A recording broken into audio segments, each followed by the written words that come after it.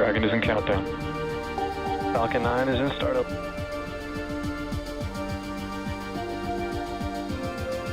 Dragon, SpaceX, go for launch.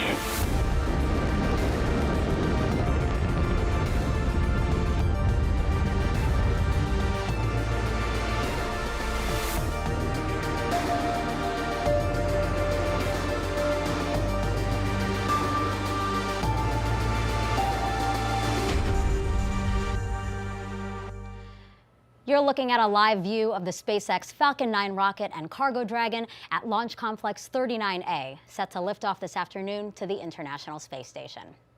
Good afternoon and welcome to NASA's Kennedy Space Center in Florida. I'm Megan Cruz with NASA Communications. Today's cargo mission, known as Commercial Resupply Services Mission 22, is scheduled to launch at 1:29 p.m. Eastern Time. It will be the second resupply mission to the space station on the upgraded Cargo Dragon spacecraft. We will show you some of the incredible technology headed to space today, including brand new solar arrays to give the station a power boost. But first, we are really excited to be simulcasting today's live coverage on NASA TV and the SpaceX webcast with our partners based at the company's headquarters in Hawthorne, California. Let's bring in Shiva Bharadwaj now. Shiva, it's so nice to have you with us today. Thanks, Megan. It's really exciting to be covering today's mission in partnership with NASA. It's the 5th Dragon flight to the International Space Station since May 2020, with many more planned for the upcoming year. And as you mentioned, this will be the second cargo resupply mission for our upgraded Dragon. This cargo vehicle will be joining the Crew 2 vehicle on orbit, making it just the 3rd time that we've had 2 Dragons docked at the space station. Now you're looking at a live view of a brand new Falcon 9 booster. This is actually the first new booster that we're using this year, and the vehicle stands 229 feet tall, or slightly taller than a 21-story building. Now, Falcon 9 is a reusable 2-stage rocket designed and manufactured by SpaceX for the reliable and safe transport of both people and payloads into Earth orbit and beyond.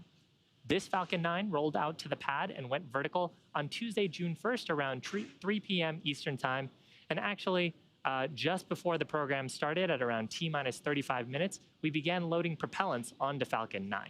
Falcon 9 uses 2 propellants. The first of those is a fuel, a refined form of kerosene known as RP1 or Rocket Propellant 1.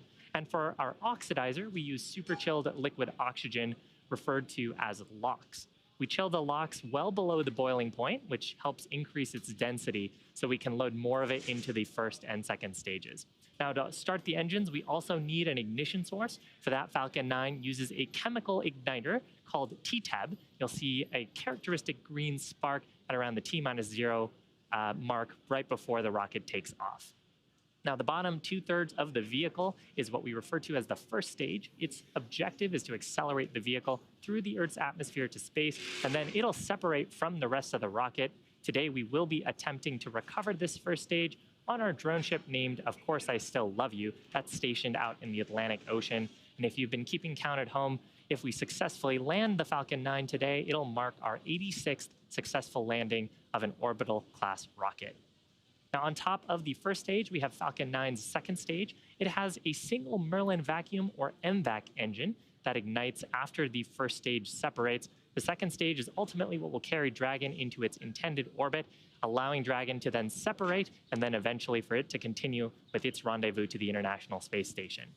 Now, finally, at the very top of the rocket is the Dragon spacecraft. Dragon was designed from the beginning to be reused. This new version of Dragon was designed for up to 5 flights, while the previous version could only support 3. Just like today's Falcon 9, we're flying a brand new Dragon spacecraft, which we'll hope to fly again in the future. And a bit later on in the broadcast, I'll share some details on the advancements we're making with reusing certain aspects of the vehicle. Now, today is a cargo mission, and we are delivering nearly 7,000 pounds of cargo to the International Space Station. That includes critical material to support dozens of science and research investigations that'll happen on board the orbiting laboratory.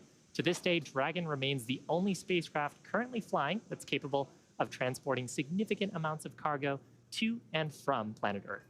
We'll get a little more into detail on what some of that research is later on in today's webcast. But first, why don't we check in at the launch site, Kennedy Space Center, with Marie. Marie, how are things over there?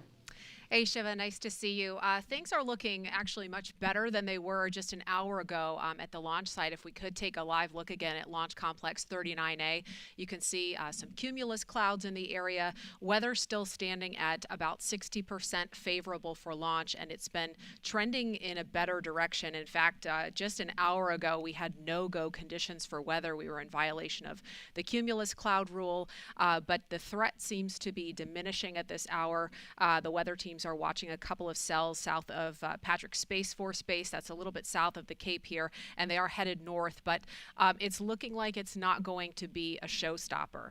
So again, trending in the right direction. The threat of lightning remains low, so we are 60% go for weather, and that's been most of the chatter that we've heard so far in these last couple of hours.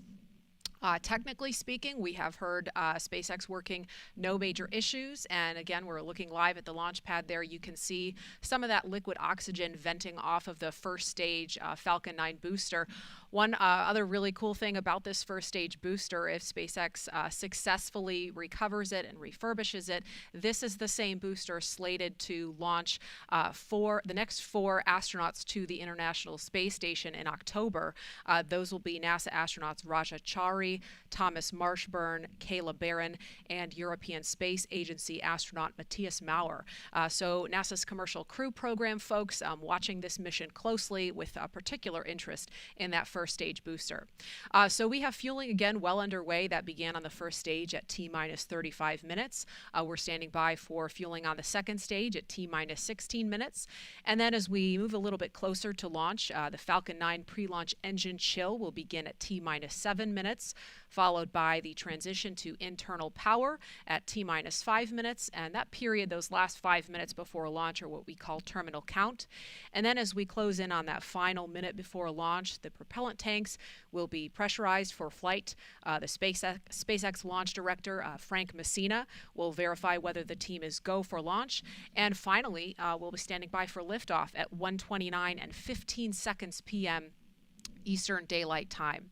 And Falcon 9 has just that single second to launch today in order to rendezvous and dock to the space station as scheduled. That is tracking for approximately 5 a.m. Eastern Time, Saturday morning, June 5th. So we'll continue to keep an eye on the weather and give you an update as we get a little bit closer to liftoff. For now, Megan, back to you. Murray, thank you. All right, as promised, it's now time to check out some of the fascinating payloads packed inside Dragon today. We'll first look at some of the science experiments sponsored by the ISS National Lab.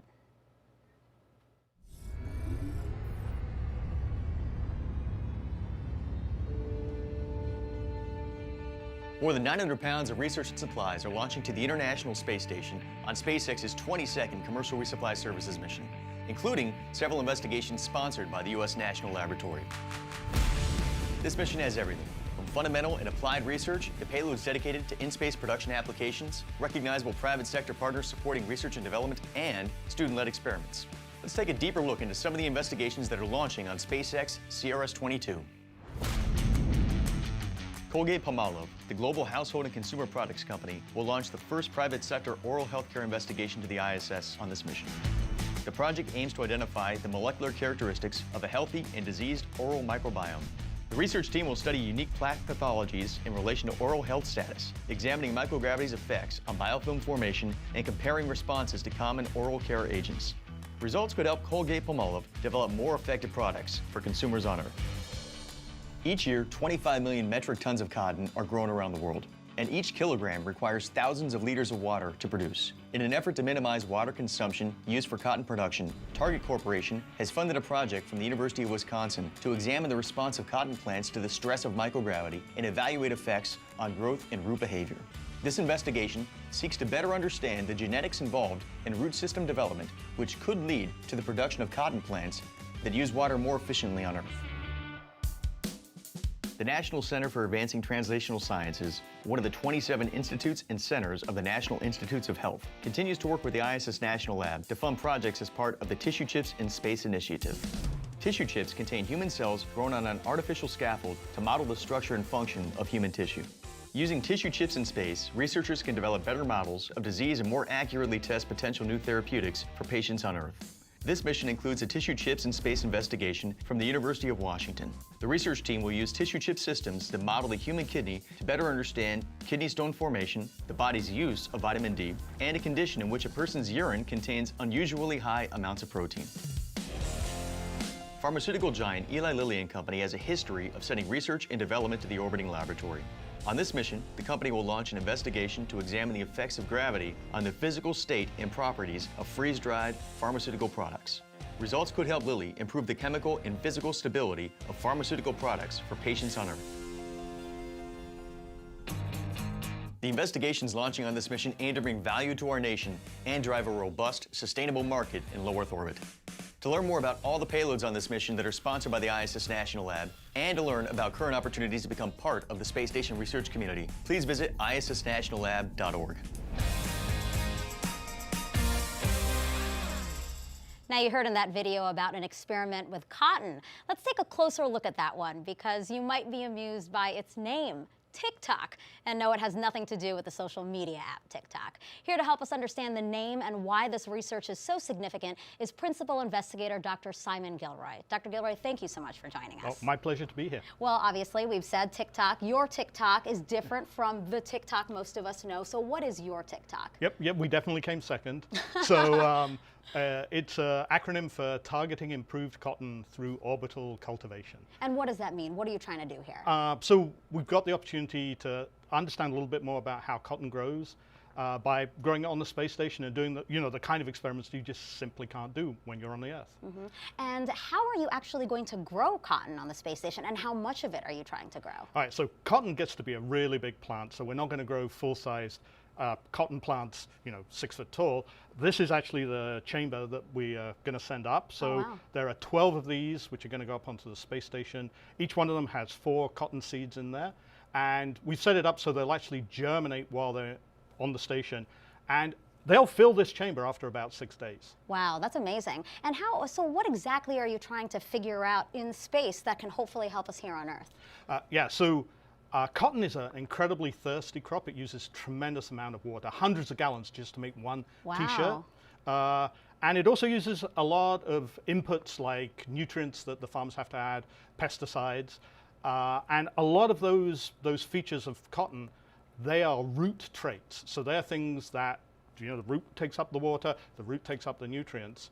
And so what we're hoping to do on the space station is learn a little bit more about how that root system develops, with the idea that if we can, very specifically for us, understand how gravity directs that root system to grow and spread throughout the soil, we might be able to target features there that then we can give that information to breeders, who will then be able to go down the road of improving cotton. Yeah, basically to make better cotton, right? Yeah, absolutely. That's amazing. How does it feel to have science going up to space today? I mean, it is an amazing opportunity. We've shot a couple of experiments up to the space station before. Every single time, it's a rush to see your stuff going up on the rocket. I got to ask you, why cotton? Cotton, partly because we have the opportunity to understand a little bit more about a really important economic crop with a big environmental footprint on Earth. So using the facilities of the space station to do things that we just could never do on Earth. And also, there have been a lot of plant biology experiments done by a lot of great researchers on the station, but on a relatively few species of plants. And so cotton is going to give us this fantastic tool to ask, how different is it from these other plants and how similar? What do all plants do when they're in space, and what does very specifically particular to each kind of plant? Doctor, I'm so excited to see what you find out. Thank you so much for joining us today. Great, thank you. Thank you. And one more notable payload I wanted to tell you about is the first satellite developed by the island nation of Mauritius. That's east of Madagascar, if you didn't know that. It's CubeSat, which is a small satellite about this big, will photograph the region and conduct experimental communication with other islands. So really cool there. Again, just really fascinating payloads on today's mission. Now let's head back to Shiva for an update. Thanks, Megan. We're just under T-minus 15 minutes and counting to the liftoff of a Falcon 9 carrying Cargo Dragon on the next commercial resupply mission to the International Space Station. Now, as we talked about earlier, Dragon was designed with reusability in mind. To date, 9 of our cargo resupply missions have launched on flight-proven Dragon spacecraft. And while we have a history of reflying cargo vehicles and now crew vehicles with the successful launch of Crew 2, as of today, we will also reuse Dragon's heat shield structure for the first time. The heat shield flying today safely returned astronauts Bob Behnken and Doug Hurley to Earth on the Demo 2 mission last year. Reusability allows SpaceX to refly the most expensive parts of the spacecraft, and that in turn drives down the cost of space access. So while Dragon today is a new vehicle, there are a handful of components flying that have seen some space before, the heat shield structure just being one example. Now, speaking of new technologies, the astronauts on board the International Space Station are eagerly awaiting this next delivery of science to keep them busy on the world's only orbiting laboratory. We had a chance to catch up with a couple of them to hear about the work they've been doing since they arrived safely on the Crew 2 mission back in April. Hi everyone, welcome to the International Space Station. I'm Aki Hoshide and we're here during Expedition 65 and I'm Megan MacArthur, one of the flight engineers for the mission. And you probably know we have a cargo mission coming up real soon, SpaceX 22. And I'm excited to see what that's going to be like. I think it's going to affect our pace and everything that we've got going on. Aki, you've seen this before. You captured actually the first cargo resupply mission from Dragon about 9 years ago. So tell me, what was that like? Yeah, 9 years ago. That's a long time ago. Well, that was my first time to actually capture a cargo vehicle with a robotic arm, and so it was a horrifying 2 minutes, holding my breath and trying to capture it without making any mistakes. This cargo Dragon will be actually a little bit different. So what's different about this one? This time it's just going to dock. So without the help of the robotic arm, it's going to automatically dock to the International Space Station. And of course, it will be similar to our crewed vehicle that we came up in, so everything should look pretty much the same. Just there won't be people, there'll be cargo and a lot of science experiments. Some of the science samples will arrive in powered payload lockers, so they can be frozen temperatures. But some of the samples will arrive in this cooler type of bag, which is called a double cold bag. It's a super insulated bag, and we put ice bricks in there along with the samples to keep them at the right temperature. So I'll show you what that looks like. Oh, looks like we have a stowaway. These are the ice bricks, and they can maintain a temperature between -32 and +37 Celsius. They're just room temperature right now, or I wouldn't be holding them with bare hands. But you can see we would fill that up with the ice bricks as well as the samples. We also send samples home this way, and they have a certain amount of time that they will stay at temperature before they're recovered by the team on the ground. You know I'm excited about the tardigrades. I told you about the water bears. Super excited about that. They're little microscopic creatures that can survive in extreme environments. And the Cell Science 4 experiment is looking at what can we see by looking at their genes? How do they survive and adapt to extreme environments? And then the hope is that that information can be used to look at stress factors in humans when we're living in space. Another one I think is really exciting that has benefits both for us in space but also on Earth is a new ultrasound experiment, the butterfly ultrasound, and it's looking at portable ultrasound technology with mobile tech. Some really exciting stuff that kind of covers a big spectrum. Yeah.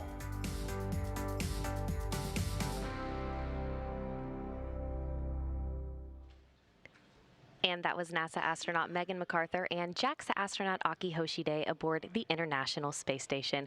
And welcome into the International Space Station Flight Control Room at the Johnson Space Center here in Houston, Texas. The team of flight controllers in Mission Control Houston today is being led by Flight Director Rebecca Wingfield. The teams here in Mission Control will really jump into action tomorrow night into Saturday morning as Cargo Dragon approaches the International Space Station and enters the approach ellipsoid, which we like to think of as an imaginary sphere around the space station that helps us monitor the approach and departure of visiting vehicles. There are currently 7 crew members living and working aboard the International Space Station. Expedition 65 consists of NASA astronauts Shane Kimbrough, Megan MacArthur, and Mark Vandehei, Roscosmos cosmonauts Pyotr Dubrov and Oleg Novitsky, Aki Hoshide of JAXA, and Thomas Pesquet of the European Space Agency. One major component flying in Dragon's trunk today is the first pair of Boeing-made iROSA solar arrays, which will be installed to the 2B and 4B channels of the P6 truss by Thomas Pasquet and Shane Kimbrough over 2 spacewalks planned for June 16th and June 20th. This will be the first of 3 deliveries of these iROSA solar arrays. There will be 6 in all to upgrade and augment the power for the 6 of 8 power channels on the station. As Crew Dragon approaches the International Space Station in the morning hours on June 5th, NASA astronauts Shane Kimbrough and Megan MacArthur will be monitoring the arrival from the station's cupola. And once Dragon arrives to the station, it will dock to the Zenith port on the space-facing side of the station's Harmony module and will join 4 other spacecrafts: Crew Dragon, Cygnus 15, the Soyuz MS-18, and Progress 77. Cargo Dragon will remain attached to the International Space Station for about 1 month before being packed up with critical science and supplies and will splash down in the Atlantic Ocean for that science to be analyzed back here on Earth. Again, everything is still a go from here in Mission Control Houston, and we're looking forward to welcoming another vehicle to the International Space Station. So for now, we'll head back out to Kennedy. Megan. It is now T-minus 8 minutes and counting until liftoff of the Falcon 9 rocket and Cargo Dragon on the next resupply mission to the International Space Station. Now, you heard Courtney just mention the new solar arrays again. So let's take some time to go more in depth about those because they're really important to the station and what happens there. Take a look at your screen now. This is the first pair of the new Boeing-made ISS rollout solar arrays known as iROSA. They are compact panels you see there that roll open like a huge yoga mat, 63 by 20 feet each. Here they are inside the Space Station processing facility at the Kennedy Space Center before being packed inside Dragon. The space station currently has 8 pairs of solar arrays. The oldest pair has been in use for more than 20 years. The 2 new solar arrays, plus 4 more to be delivered later, will produce a total of more than 120 kilowatts of electricity. That is enough to power more than 40 U.S. homes. Once combined with the 8 original arrays, the new ones will boost power to the station up to 30%, maximizing use for the orbiting lab for many years to come. And these 2 new solar arrays, like Courtney said, are going to be installed this summer. Now let's head back over to Shiva for an update. Shiva? Thanks, Megan. We're just over T-minus 7 minutes to go. The SpaceX team currently working no significant issues with the vehicles. At this point, Rocket Propellant 1 fuel is nearly fully loaded on the first stage, completely loaded on the second stage. Liquid oxygen loading is underway on both of the stages as well, and that'll complete at about T-minus 2 minutes to launch. We're also loading helium gas into both of the stages. Falcon 9 uses helium as a pressurant, that's to backfill the propellant tanks as we consume liquid oxygen and RP1 by the Merlin engines during ascent. The helium loading began before the webcast went live, and we'll continue to top it off until about 1.5 minutes before launch. Now, to make sure that the engine startup goes well, we also perform what's called engine chill. It started at about T-minus 7 minutes. We flow a small amount of that super chilled liquid oxygen into the Merlin engine turbo pumps, and we do that to avoid thermal shock to the mechanical components once we get that full flow of super chilled liquid oxygen on engine start. Dragon also began its startup sequence at T-minus 35 minutes when it coordinated timing with the Falcon 9. It's currently undergoing a set of vehicle health checks, with its next major milestone happening just before liftoff when it'll transition to internal battery power. Now, the range is standing by, ready to support today's mission. Launch weather is continuing to trend favorably. We had a 60% chance of go, and we're still continuing to monitor some of those clouds and precipitation in the area. So with that, the launch team, Falcon 9, Dragon, the range, all looking good. Weather also trending good. And at about T-minus 5 minutes to go, I'm now joined by Marie to help me walk through these final moments of the terminal count. Marie? Yeah, Shiva, as you said, weather trending in the better direction. It was a little bit hairy for a couple minutes there. Within the last, I want to say maybe 13 minutes or so, it was right around T-minus 19 or 18 minutes. We heard about some lightning strikes in the area, not coming within that 10-mile radius of the pad, but that was a watch item. It looks like they're not expecting lightning to be an issue to come that close. And that cell that I mentioned to the south of the pad looks like Dragon has there's going to be a little transitioned bit to more configure for separation terminal count. between that. little bit more Dragon has separation. transitioned to terminal count and is on internal power. Okay, so we heard that call that Dragon is now on internal power. Again, as Shiva mentioned, the team has already conducted its pre-launch engine chill. Again, this is when SpaceX injects a small amount of super chilled liquid oxygen to prepare those Merlin engines inside the first stage to allow for full propellant flow during flight.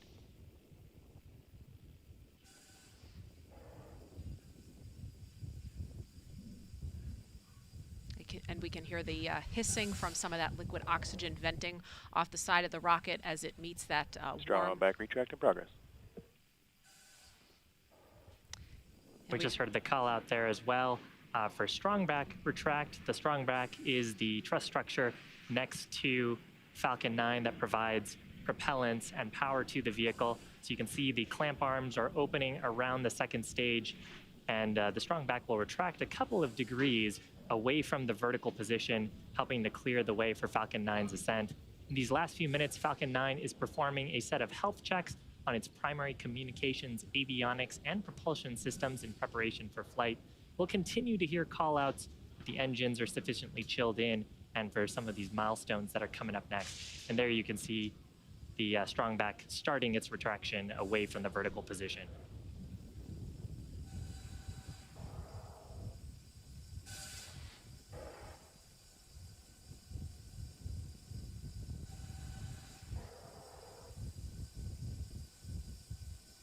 And so we saw that strong back or transport erector retract ever so slightly from the Falcon 9 rocket. It will retract fully. Pogo bleed verification. Just as we get to the moment of liftoff to allow for Falcon 9 to clear the pad. Also happening now are some checks of the second stage thrust vector control actuators. That is often referred to as an engine wiggle test, and this is when SpaceX moves the thrust Stage nozzles. 1 complete. And we just heard the call for the stage 1 LOX load complete. Again, that engine wiggle test happening now to make sure that the guidance hardware is go for flight. SpaceX will do the exact same checkouts on the first stage engines, and that will happen just a few seconds before ignition. Yeah, and we just heard that call out for first stage LOX load complete. Next major activity here will be second stage LOX load complete. Usually happens around the T-2 minute mark, and that wraps up propellant loading for Falcon 9 until liftoff.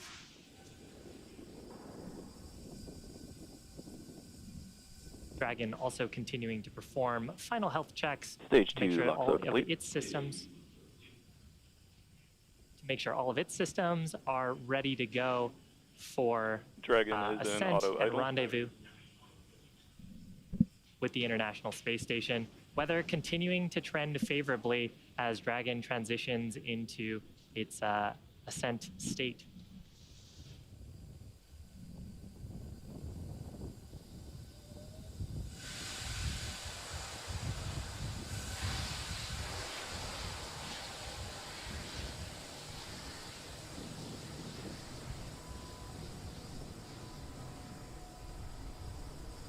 Weather remaining go as we are approaching the T-1 minute mark when Dragon will transition to internal power.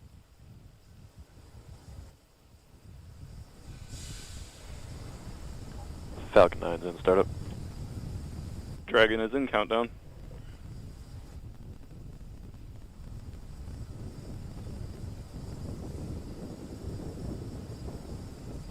LD, go for launch. The launch director.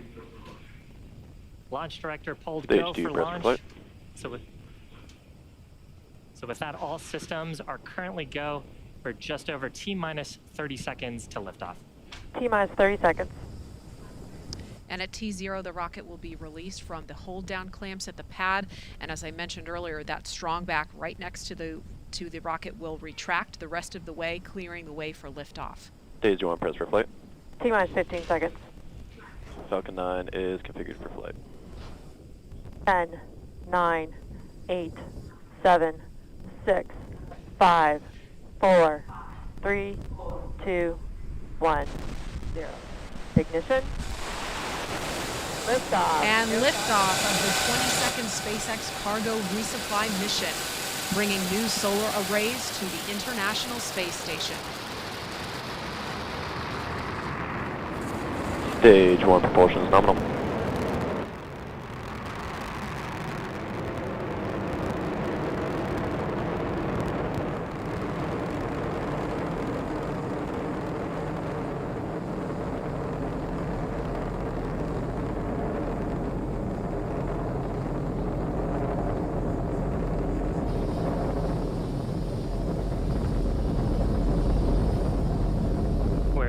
Plus 40 seconds into flight. Awesome shot looking Power back and telemetry nominal. The Cape, where Falcon 9 has launched. We're coming up on the next major milestone. That's the point of maximum aerodynamic pressure. That's when the Falcon 9 stresses on the supersonic. vehicle will be the highest. Execute. So in preparation for maximum aerodynamic pressure, we throttled down those Merlin 1D engines. Now that we're through that point, we'll throttle back up and continue on to the next of our sequence of events. We have several happening in rapid succession. That'll be main engine cutoff, followed by a stage separation. Then we'll have a first stage flip maneuver, second engine start, number 1, and then a boost back burn on the first stage. Now, main engine cutoff, or MECO, that's where all 9 of the Merlin 1D engines on the first stage will shut down. That's followed shortly after by stage separation, when both the first and second stages will separate. From there, the first stage will flip to prepare itself for entry. A few seconds later, the Merlin vacuum engine on the second stage will ignite to boost the Dragon into a low Earth orbit. That's called SES-1. And then finally, on the first stage, we'll have boost back burn start to slow down the first stage in preparation for re-entry. So again, those 5 events: MECO, stage separation, first stage flip maneuver, second engine start, and then the boost back burn, all coming up just in under 10 seconds from now.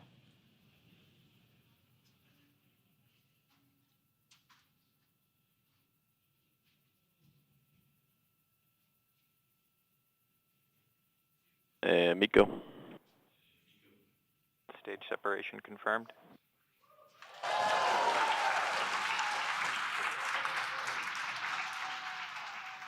MVAC ignition. Stage 1 boost back startup. So successful Merlin vacuum engine startup. First stage has begun its boost back burn. That burn expected to last about 30 or so seconds. Here's a shot of the second stage Merlin vacuum nozzle. You can see it starting to heat up as we begin this burn. The second stage will continue to burn here for several minutes until about the T+8 minute mark.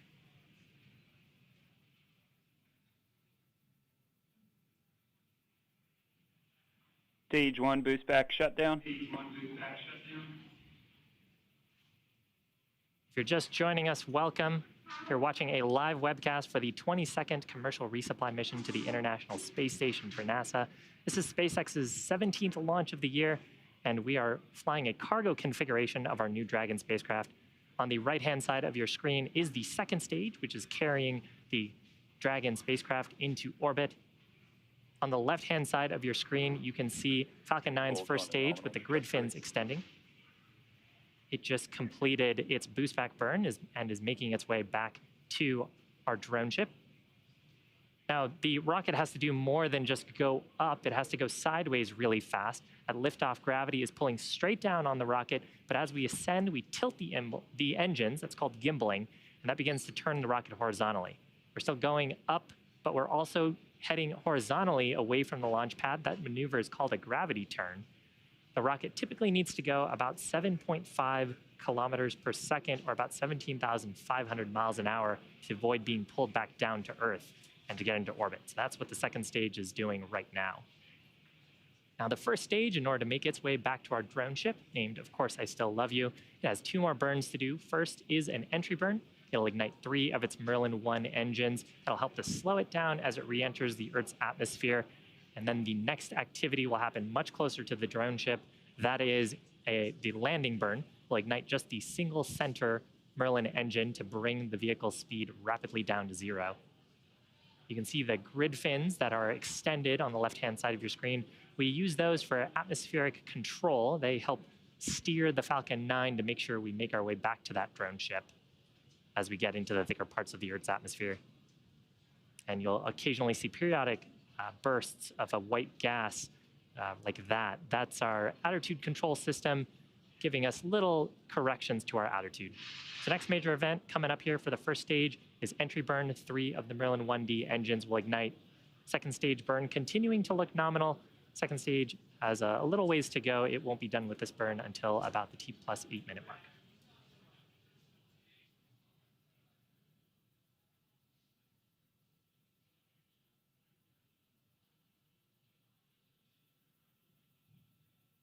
Stage 1 FTS is saved. Trajectory nominal. Stage 1 entry burn startup. So with that, 3 Merlin 1D engines on the first stage igniting to reduce the vehicle's velocity. You can see that on the bottom left corner of your screen. This burn expected to last about 20 seconds. So from here, the grid fins will continue to take the first stage towards our drone ship stationed out in the Atlantic Ocean. At this point, T+6.5 minutes into flight, second stage is making its way to the initial orbit to drop off the Cargo Dragon spacecraft. And if you're just joining us, welcome. On your screen is a live view of Falcon 9's first stage on the left, the second stage on the right. We had an on-time liftoff at 1:29 p.m. Eastern Time. Nominal ascent so far. Talking a little bit more about Stage 1 transonic. Talking a little bit more about the first stage. So the next major event coming up is that landing burn. Landing burn is what will bring the vehicle speed rapidly down to 0.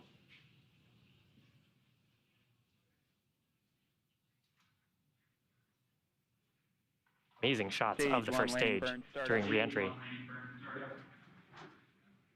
Once we get closer to the drone ship, we will deploy our 4 symmetric landing legs around the base of the first stage for hopefully a nice soft touchdown on that drone ship. You can see a shot of that on the right-hand side of your screen.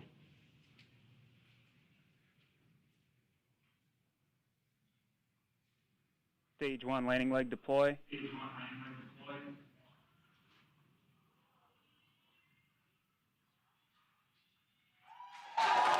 Picture perfect landing of that Falcon 9 for the first stage.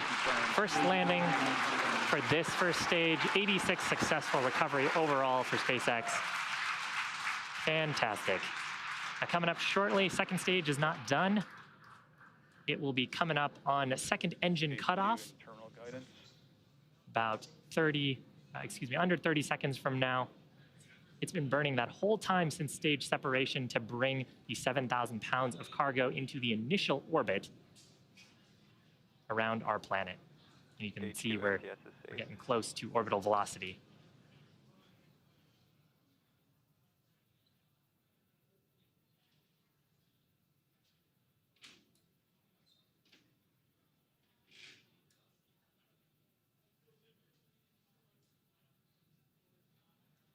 Expected loss of signal. Shutdown of the second stage engine. From here, we'll be looking at telemetry, make sure we are in the intended orbit. Nominal orbit insertion. Fantastic. So with that, the second stage has just one major task left. It is commanding separation of the Dragon spacecraft just a few minutes from now. Until separation, the second stage will be making some small adjustments during this coast prior to Dragon separation. And we're hoping to have video, there's some video, into the unpressurized cargo section of Dragon. This video from the top of the second stage. We got a good look there at the new rollout solar arrays that Cargo Dragon is bringing to the International Space Station. So separation of the Dragon spacecraft expected at about T+12 minutes. We have a little bit of a coast here for ground operators in mission control behind me to ensure that the vehicle is in the right configuration, that there's no conditions that we may want to watch out for after separation. But Dragon and the Stage 2 right now in orbit. And coming up after that separation event, which hopefully we'll get a view like this of Dragon gently floating away, the Dragon spacecraft will begin to perform some of its own checkouts. Dragon is equipped with 12 service section Draco thrusters that are used primarily for attitude control and proximity next to the space station. It's also got 4 Draco thrusters on the top of the vehicle underneath its nose cone that we use for our thrust maneuvers to help us rendezvous with the International Space Station.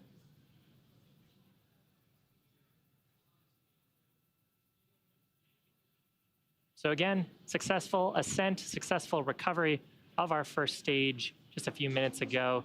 You're looking at a live shot into the Cargo Dragon unpressurized section from the second stage that is in orbit around our planet. Our next major activity coming up shortly, that is Dragon separation from Falcon 9's second stage.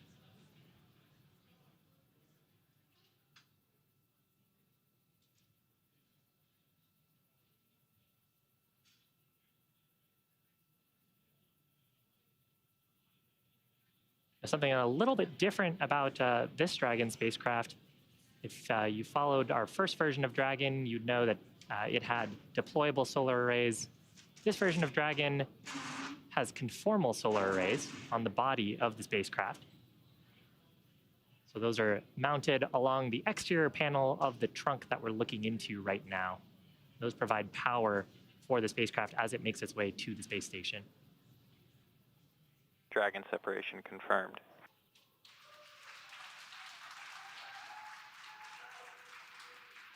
Lovely planet Earth on the left-hand side, Dragon floating away. You can see the rollout solar arrays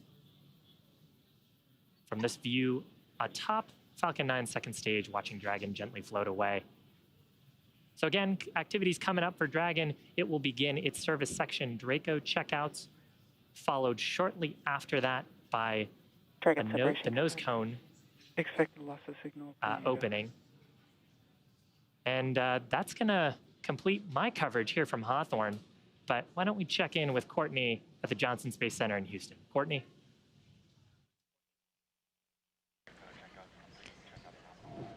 Thanks, Shiva. Again, just standing by for that nose cone deploy.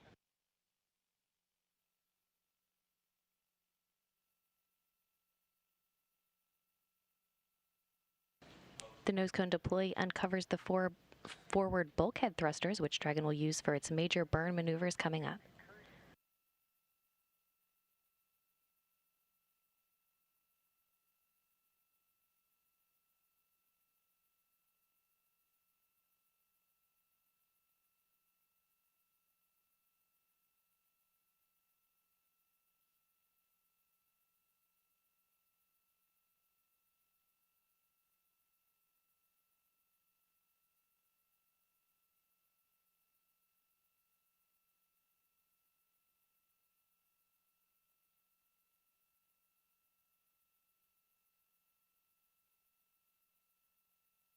And nose cone hooks are driving now.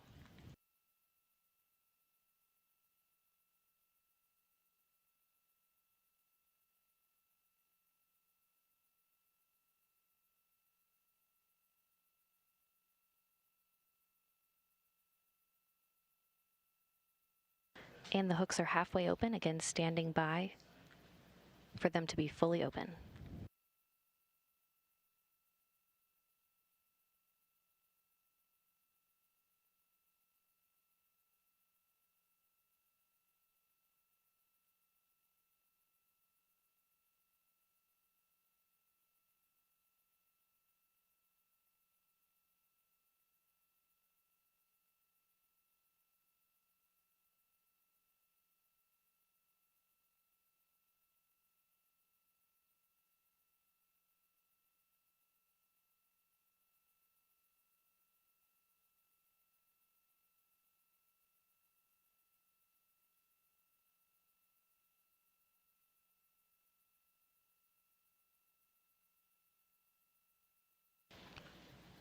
Again, standing by for nose cone deploy. That nose cone will stay open in the position until the very end of the mission.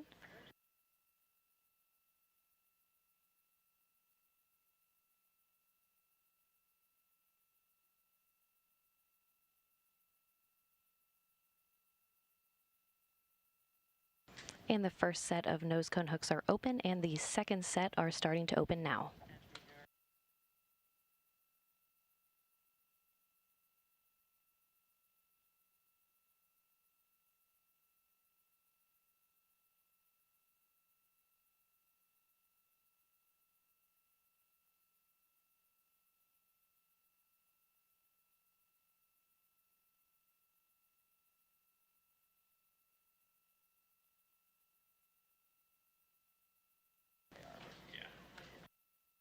Again, once the nose cone is open, it will stay in that position until the very end of its mission, closing prior to re-entry to provide some additional protection to some hardware during re-entry.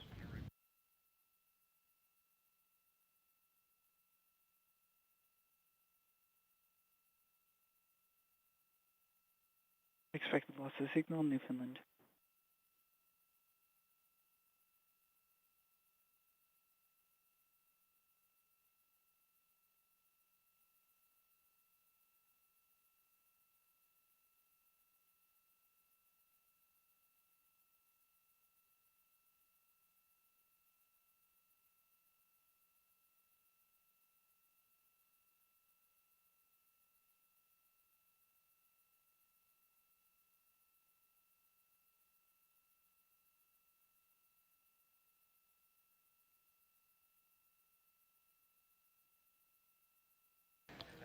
Again, standing by for confirmation of nose cone deploy, and this nose cone deploy will uncover those 4 bulkhead thrusters, and that's what Dragon will use for its major burns coming up throughout the next day to catch up with the space station before docking.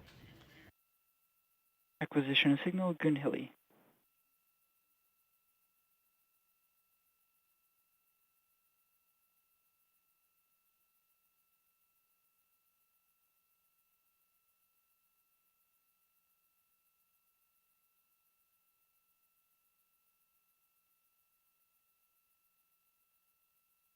And the nose cone is opening. And nose cone deploy confirmed.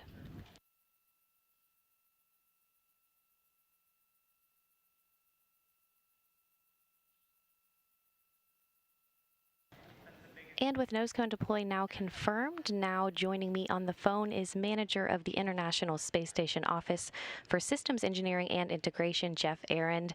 Jeff, one major component in Dragon's trunk today is the first set of IROSA solar arrays. Can you tell us the importance of augmenting the station's power supply through these IROSA spacewalks later this month? Absolutely, Courtney. How do you hear me? I hear you great. Okay, very good. Yeah, that's a great question. So I'm going to kind of start at the beginning a little bit because the punchline at the end is probably the best. But, over time, our solar arrays age. And so the first set of arrays have been up there over 20 years. Our most recent arrays we brought up, just before shuttle retirement. Those arrays are over 10 years old as well. And then the set in between are closer to 15 years old. So over time, the arrays aren't as efficient at generating power. So that's one of the things we wanted to fix with the augmentation. So when the first 2 we do are the oldest arrays, which makes sense, the first 2 that we replace. And that will effectively restore those arrays back to what we would call their beginning of life properties. And in the case of the newer arrays, the ones that are 10 to 15 years old that will eventually get the IROSAs, they'll actually be able to generate more power than they can today. So this provides basically 3 significant benefits. I kind of alluded to one of the 2, but let me kind of go through in order here in my logical mind. So for one, for our solar array constrained events, it makes it easier for us to manage the solar arrays. An example of that would be about what we're going to see tomorrow. So visiting vehicle dockings and undockings, the arrays can't always point at the sun. We have to protect them from plumes from the vehicles coming and going, as well as some of the loads that we see on the arrays. So we call those a visiting vehicle or solar array constrained event. It also helps us, this augmentation is going to help us to fully to extend the life of ISS and fully execute our full suite of research as we move forward. And probably most importantly, it allows us to power more science and research, especially in the form of future exploration systems and commercial users. The one that I'm thinking about in particular would be the Axiom module that we hope to see later on in a few years from now on the front of Node 2.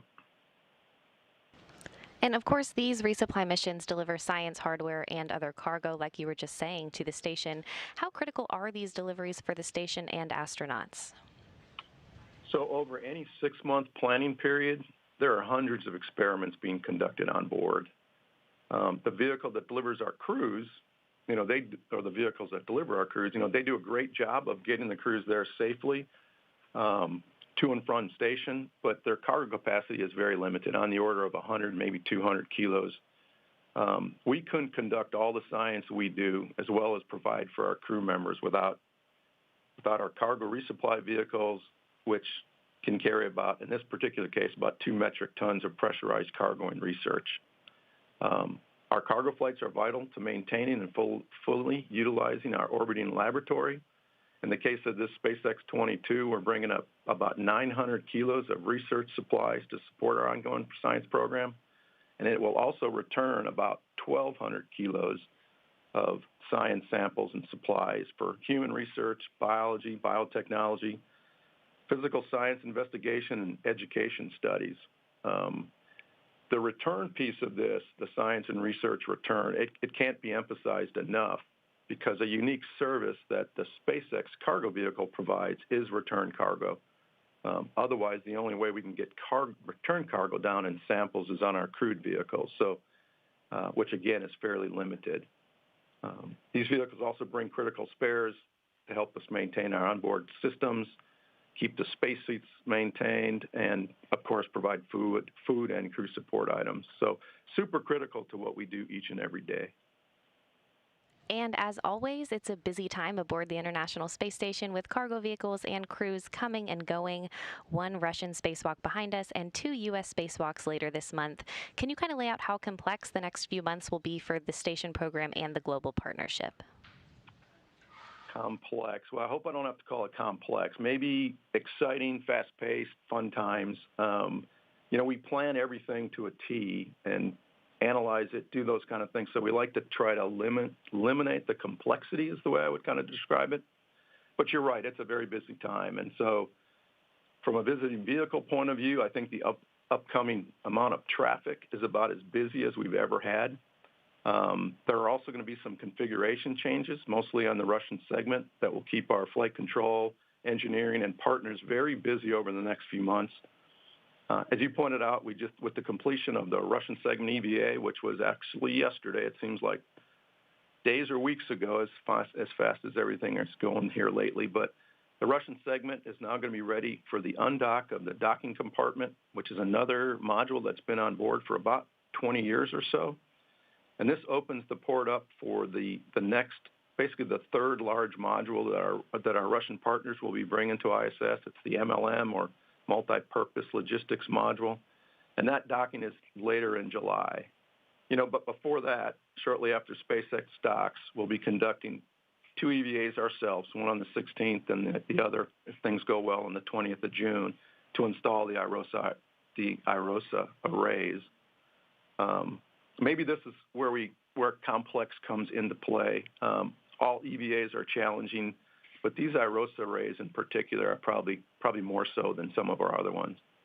And then finally, shortly after the MLM arrives, near the end of July, we'll need to relocate the Crew 2 vehicle from the Node 2 forward port to the Node 2 zenith port, which will enable the launch and docking of the OFT-2 crew demonstration vehicle near the end of July or the first part of August. So yes, a very busy, exciting time for us.